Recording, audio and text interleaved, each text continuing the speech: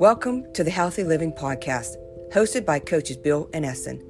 With so many fitness fads and trends, compounded with hundreds of mixed reviews, it is nice to know that this madness can be simplified into meaningful content, whether you want to believe it or not. There are millions of Americans that are literally eating themselves to death, a learned behavior that has been passed down from generation to generation. Let's connect with the team that has the knowledge and experience to change this. Welcome, everyone. This is Coach Bill with Coach Eston. Today's segment is regarding Hiit and Tabata training. And I'm sure you've heard of this before, the buzzword Hiit, high-intensity interval training. And what it involves is you have a higher period of intense training and a shorter period of recovery. For example, 45 seconds of high intensity and 15 seconds of rest. Tabata is another tier to that. It is also called Tabata protocol. And much like the Hiit program, or umbrella, I should say, it takes half the time. So 20 seconds on versus 10 seconds off. The interval training is also called high intensity intermittent exercise or sprint interval training. It's a cardiovascular exercise that really pumps your metabolism, your heart rate, and it really stresses your body in a good way for a short period of time. The Tabata protocol is much like it. It's designed to get your heart rate up just like any Hiit. It's another form of Hiit, but it really is works on your anaerobic zone. Anaerobic means you can't catch your breath, and you're really stressing your muscles, and for short periods of time, though. I know, Essie, if you want to add more to that. Yeah, they both lead you to exhaustion because you're not using oxygen as a fuel source. You're using sugar for the most part, and you burn out of sugars very quickly. So it takes you to exhaustion. And like you mentioned, both these terms are kind of used interchangeably. Both are effective, and they have individual qualities that would maybe draw one person to one versus the other. The way that they're similar is that both focus on using maximum effort over short periods of time with only brief rest breaks, and both have shown to burn fat, improve endurance and speed, and add in that fat weight loss. So you want to talk about some of the differences, though? Yeah. I want to touch base on the key word there, fat loss. Now, true or false? I know we for aerobic, it's to tap into the fat stores of your body. Correct. The norm is 20 minutes of heart rate. True or false? Tabata / Hiit taps into the fat stores a lot sooner than 20 minutes. Yes, because it's more for the advanced exerciser. This is not a type of training for someone who's beginning exercise. This is somebody that may have already plateaued after working out 3 to 6 months. They've reached certain goals, and now their body seems to have stagnated in its progress. So these types of exercises will jumpstart your metabolism because your metabolism is so used to being jump-started through exercise. So in that regard, yes, because you've already conditioned your body to work aerobic, anaerobic, and switch back and forth through other types of training, whether it's traditional aerobic dance classes or treadmill running or traditional weights, free weights, or machines. So in that regard, yes, your body's already conditioned to use sugars and fats interchangeably as fuel sources. So yes, in this regard, if we're a more intermediate to advanced exerciser, yes, it will help you burn fat. But for someone who's starting, no, because your body doesn't know what to do with fat except store it. Right. So it's so that's a very good point that everyone should be aware of. That if you see or are interested in Hiit workouts, and that includes Tabata, and you should go to your doctor first. B, based on that feedback, decide if it's something right for you. Now, it's maybe not right now, like you said, Eston, but you definitely can get on a program that gets you build your way up, because I really believe that is the ultimate in getting yourself in shape and staying in shape is these exercises. But to your point, you can't do them every day. And this is somebody that may want to have a beginner level class, which means they're not going to do a full hour workout. They only may do 20 minutes, 15 minutes, because with the way these intervals go back and forth, they're going to be exhausted within a very relatively short period of time. Exactly. That's why I always recommend these types of training for more advanced exercisers, because they've already conditioned their body at a baseline, and now they have some place to take it. That's my personal opinion, but I've seen too many exercisers try to start with this training and they fail, and then they give up totally on exercise because it burned them out. Right. Or they got injured, they twisted their ankle, they strained their knees, they hurt their backs because their body is not ready for vigorous exercise. It can barely walk down the block, let alone sprint down the block. So trained on this how many years? Well, I've been in fitness, God. I started teaching aerobics in 2000. No, I'm sorry. When did I start teaching aerobics? It was like 1981, 1982. And I retired when I was 40. I was in my 40s, like 10 years ago I retired because I injured myself because I taught 6 days a week, 4 and 5 hours a day. So you do that over 30 years.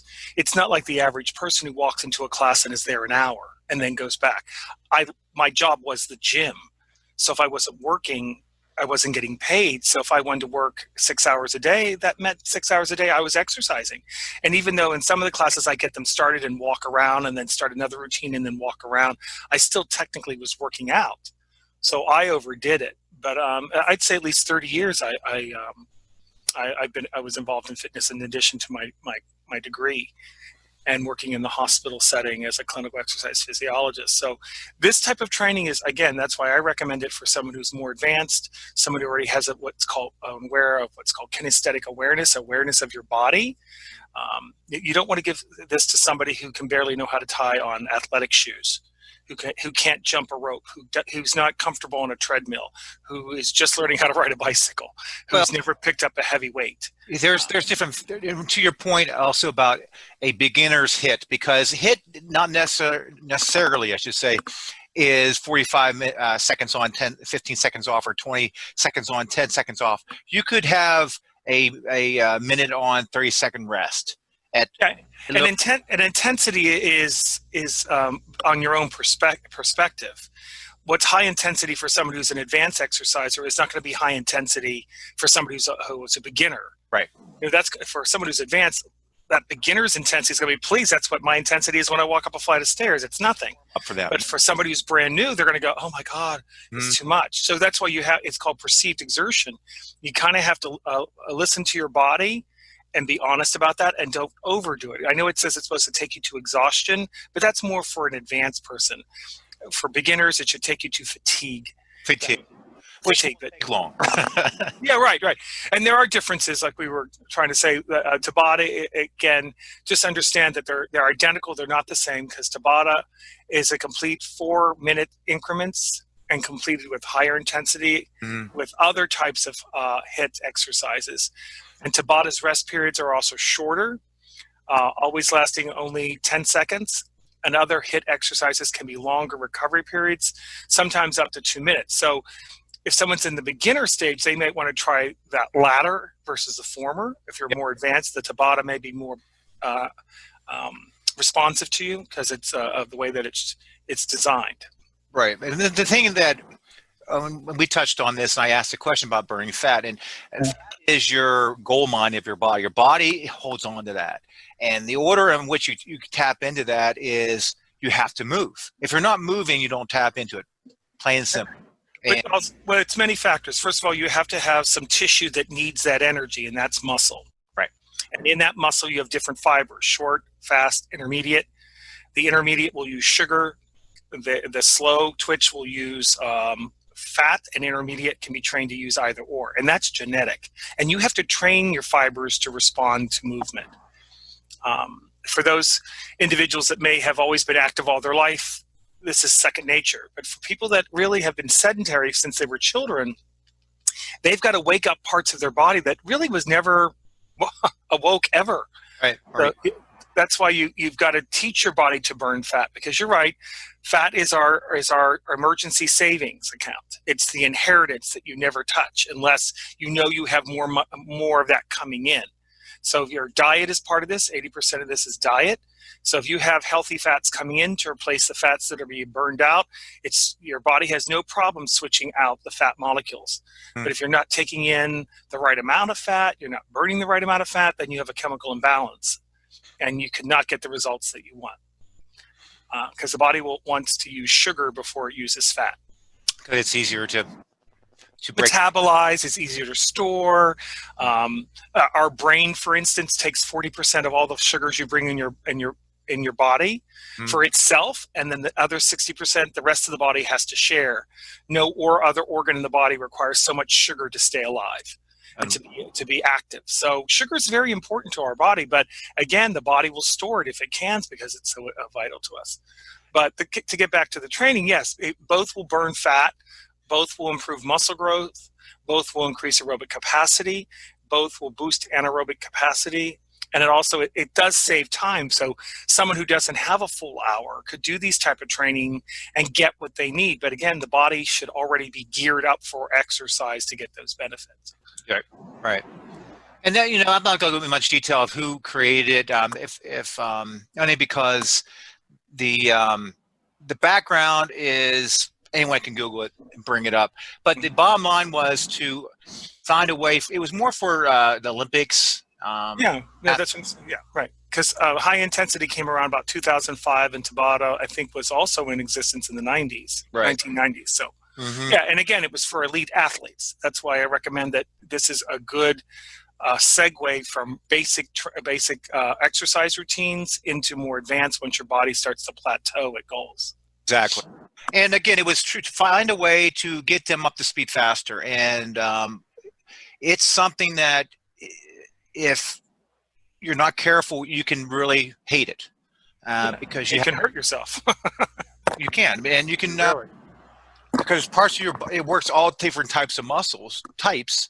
And you have very little time to recover. So it's designed that way. Again, it's for athletes to get up to speed faster. So, but you don't have to be athlete as you would like an Olympic athlete. You can be in right. You can be athletic. Athletic. There's a difference. We talked to the other podcasts. There's athletes, and then there's athletic individuals. They're similar, but they're not the same. Athletes, this is their job. This is what they do for a living. Athletic individuals do this for health reasons, to stay in shape, for vanity reasons, whatever. But they don't make their living off of it. Yep. So this is for more individuals to segue from an athletic or an athlete workout into an athletic workout. And that's why I don't recommend, and you don't, I think, recommend doing this more than 3 times a week. Yep. And do it to kickstart or to boost a workout. So there are guidelines if you want to talk about those. Yeah, the guidelines, just so you know, that the intensity of the workout must reach 60% of your maximum heart rate. So it's 220 minus your age. Yeah, that's guidelines. 220 minus your age. That's your max heart rate. And then you take 60% of that, and that's the heart rate you should achieve. So your age is a factor. So excuse me, just so you know, you'll hit that without any problems. If you're doing Tabata or any type of hit, you're going to hit that without any problems. Well, maybe if you're in shape, you will. If you're not in shape, you may just stop because you have nothing left in the tank. But I'm sure your heart rate would be hitting that anyways. And again, they should be no more not a Tabata, but a HIIT workout should be no more than 20 to 45 minutes. 45 is on a very high end. So it's not solid aerobic where you're doing a solid exercise for 20 to 45 minutes, on, off, on, off, on, off. So understand that. So 40 seconds on, 20 seconds off. If you do, my HIIT workouts are usually, you do like I do in circuits. So you have 4 stations, 2 circuits. So it's around 20 minutes. And then I include the warm up and cool down. So it's around 30 minutes total. The HIIT isn't. Yeah. Exercise itself. Now, Tabata will be half the time. So you're talking maybe 10 minutes. 15 minutes most, yeah. That's right. 3 to 4 times a week, because these workouts are designed to hit the entire body. And full body workouts should not be done back to back.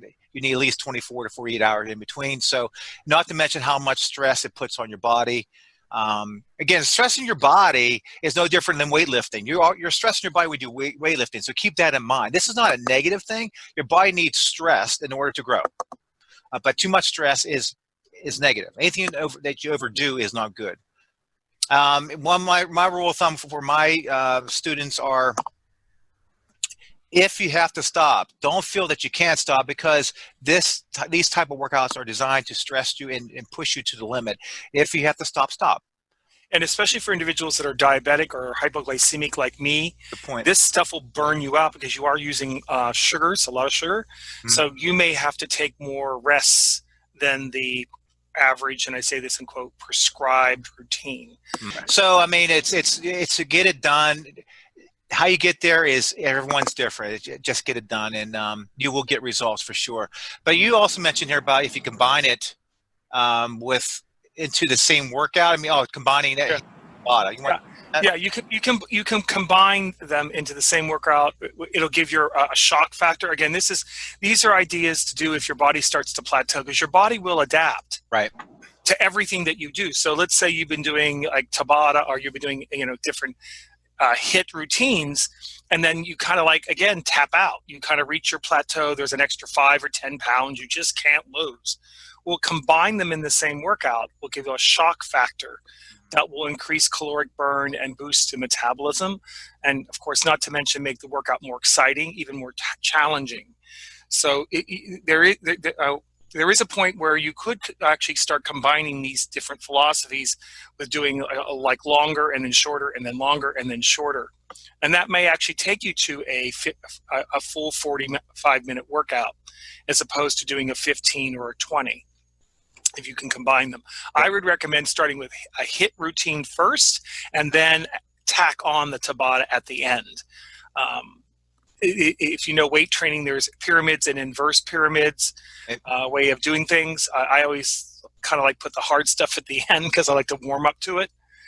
Then I'm really assure that I'm using fat instead of sugars, because I've kind of warmed up. I've gone through my sugar stores, and if I keep it slow and steady, then the fat will start to kick in. For myself personally, if I do a really quick burst in the beginning, I get exhausted, and then I have no energy left over to do anything at the end. But that's me personally.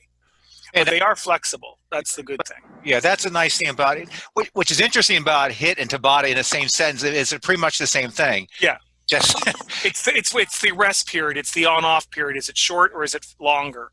That's what makes them basically different. But you're doing the same basic movements. You're still doing your sprints. You're still doing your jumps. You're still doing your jumping jacks, squats, push-ups, mountain climbers, jumping lunges. I mean, you're still doing the same movements. It's just how you're doing them that's different.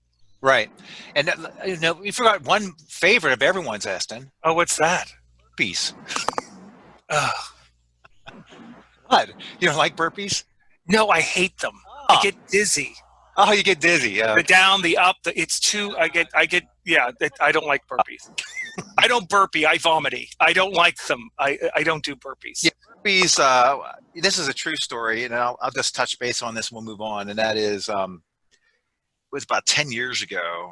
I was instructing a karate class, and we were trying to think of something different for a station, body weight workout. Mm-hmm. And my son goes, "Hey, let's do burpees." I said, "What's a burpee?" So that's not that hard. Yeah, it was. That's the beauty of fitness. Even we're talking about HIIT workouts. Even though it's a short period of time, the exercise itself is supposed to be intense, and you can make it intense based on your ability. So, right. I mean, you could even make yoga more intense or less intense. Pilates, same thing. Anything can be modified. There are whole classes for senior citizens to do yoga in a chair. Yep. And you can build a whole routine out of cycling. There's routine for everything. But the main thing I wanted to touch base on that I circle back to this is garbage in, garbage out. Mm-hmm. You're not eating well. How do you get good results physically, and how do you have that energy you need when you're doing these Tabata or HIIT workouts? It's not going to be there.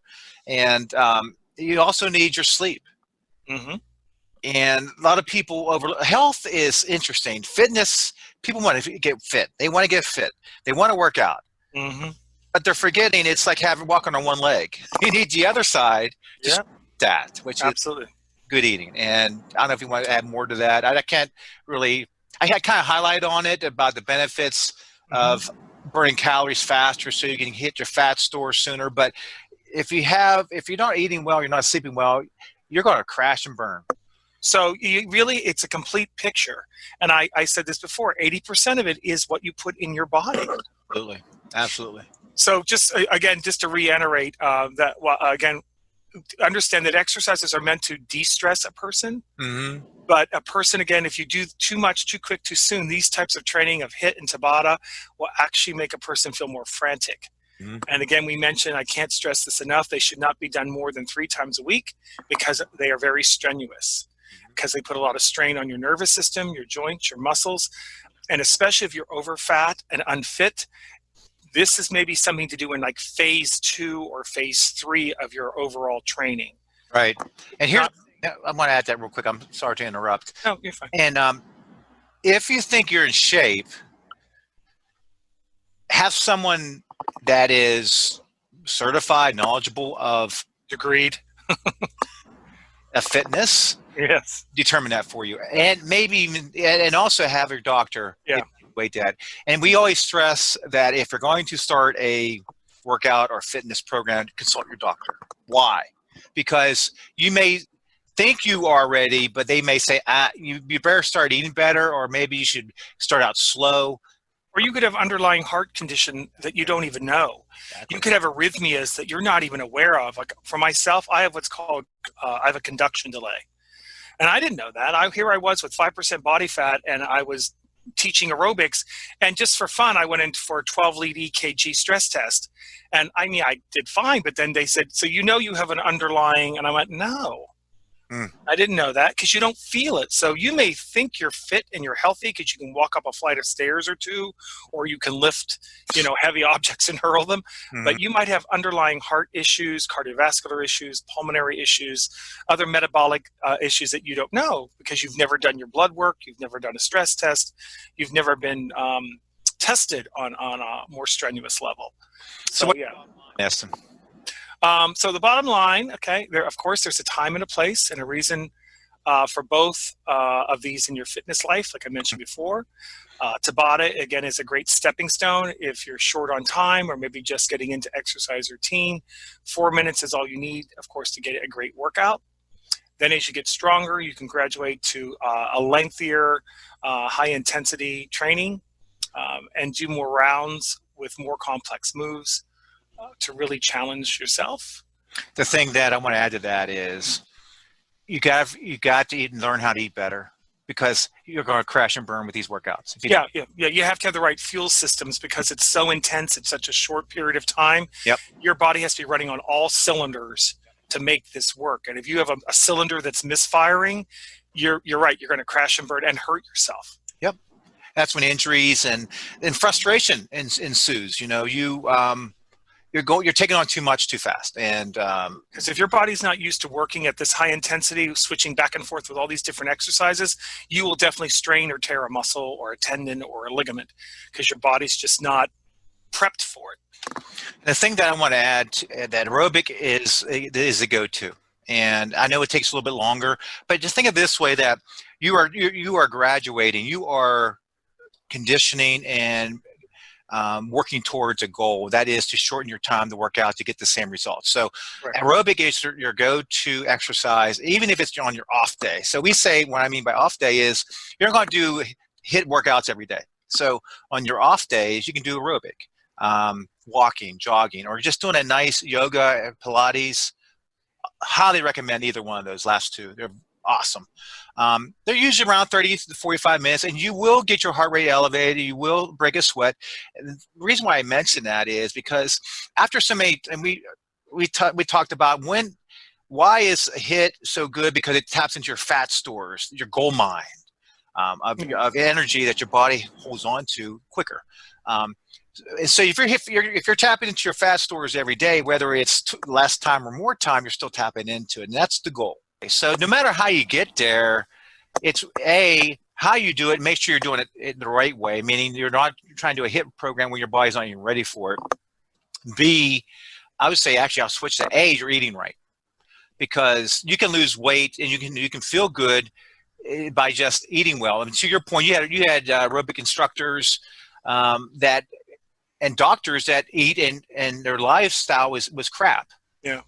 So they're not doing yourself any good. So garbage in, garbage out applies here. That you first have to learn to eat better, eat clean. Sugars and sugars and grains are one of the top two things that cause inflammation in your body. So you get that out of your system. I mean, get out of your diet where it's the yeast. Yeah, if you have too much yeast in your gut, it craves sugar to continue to live. Isn't that something? Yeah. So like you were saying about the body, your body weight. Remember, muscle is denser than fat. So you want to make sure that the weight that you're losing is not muscle mass. And so if you're losing a lot of weight, overall body weight quickly and rapidly, that's probably muscle, because muscle is denser. Right. Yeah. So just make sure that's why getting a body composition skin caliper examination is the best way to gear this. And that would require an exercise physiologist or personal trainer that knows how to do a skin calibration body fat test on you to make sure that what you are losing is actually fat weight and not muscle weight. Yep, exactly. So with that being said, there is so many different ways to exercise. It's really finding one that's best for you. And if you try to do this on your own without having any type of counsel or any type of, I guess, analysis and guidance, some parameters to work within, you will fail. And a lot of people try this on their own, which for good reason. I give them credit, and I used to be one of those, and it lasts very short, and it's frustrating. So and I would recommend for somebody, just like we mentioned, walking is the most innate thing that we humans can do. Mm-hmm. So do a walk, do a 10-minute walk, and then for like a couple of days, make it 10 minutes every day after work. And then take it to 15 minutes, and then take it to 20 minutes, and then take it to 30 minutes. And then when you start to notice that you get used to that and it seems easier, then take it 5 more minutes up until 45 minutes. Then you can start adding intervals. It's all good. It's about movement, right? It's about being in motion, and because once your heart is elevated, you're going to start tapping into your fat stores. You're burning calories, and your body is warmed up. It's ready to go. It's tried to stay aerobic as much as possible. I mean, you can get your breath. That's the key. And you can actually anaerobic introduce that in a short period. But most of the time, if you're aerobic, you're going to tap into your fat stores. So and the way that I used to tell my clients is that you still should be able to talk while you're doing aerobics. Like, try to say, Mary had a little lamb, her fleece was white as snow. Everywhere that Mary went, the lamb was sure to go. And that's how it shouldn't be like, Mary had a little lamb, and that's a labored breath. You still should be able to carry on a conversation when you're doing aerobic training. Exactly. And if you can't, then you need to tone it down or dial it down until you can. And it may take you 3 months to get to where you want to go. But like you mentioned before, Bill, in another podcast, it may have taken you years to get to the health status that you're in now. Poor as it is, it's going to take a few months to turn that clock back. Oh, yeah. It's easier than you think. But what's hard is being driven to being, what's the word I'm looking for? Well, to be motivated. And I used to tell my clients, stand naked in front of a mirror, jump. When you land, what continues to jiggle that shouldn't jiggle, if that doesn't motivate you, I don't know what will. If more jiggles than not, then you better be motivated. Yeah, because there are certain things that are meant to jiggle when you jump. That's right. If anything else is still jiggling, and that doesn't motivate you, then that's the thing about, I guess, a misperceptions. No one can give you something you don't already have. A trainer cannot motivate you. Nope. We can take your motivation and do something with it, but if you're not motivated, I can't give you that. No. Because if I want it more than you, the trainer's not failing you. You are failing you. Exactly. And that's interesting. And then before we close on our podcast, that is such a great point.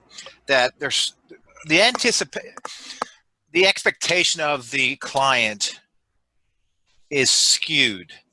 Yeah, you can't be lazy about this. You've got to be very proactive. This is a participant activity. Yep. Yep. It's not like a parade where you stand on the side and wave at all the floats going by. You've got to be on that float. Or you got to be pushing the float. Right. Well, yeah, you've got to be involved in the activity.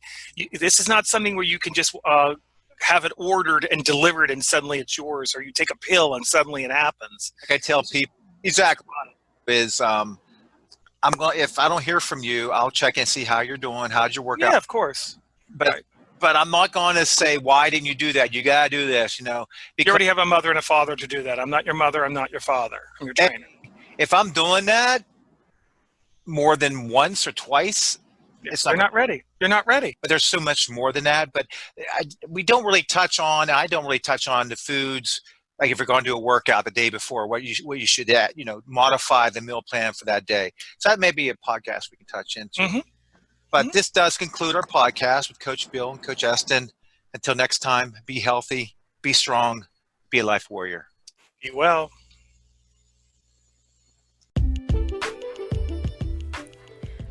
The opinions and topics expressed in this podcast are those of the participants and do not necessarily support the opinions and views of the wellness community. We would love to hear your thoughts, so click on the message button and give us your constructive feedback. Thank you for listening and make a positive difference today.